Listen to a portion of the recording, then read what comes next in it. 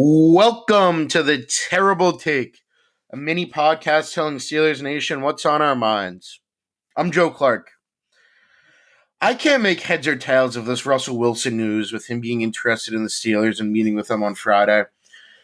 It goes against everything the Steelers have said this offseason about, wanting to provide competition unless they really do view Wilson as competition. And I mean, that's fine. And it's smoke screens. It could just be a smoke screen with everything they've said. But it just doesn't make a ton of sense to me. For one, Wilson has a tendency to play his own brand of football.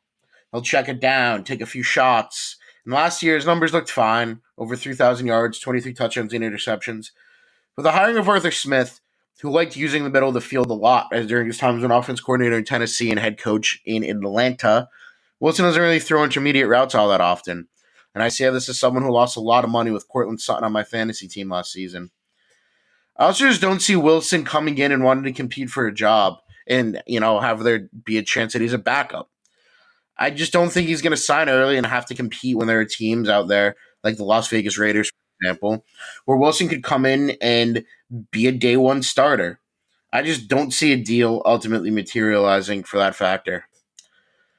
The fact that the Steelers have interest alone is something I'm surprised about, but it doesn't hurt to cover every base they can, and maybe Wilson is open about coming in and being a backup.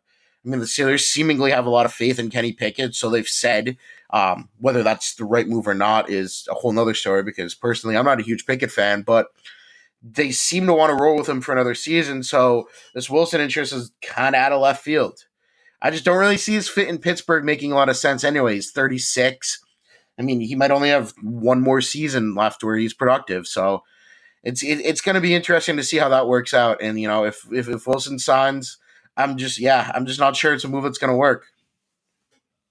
Be sure to follow us at SteelersDepot.com.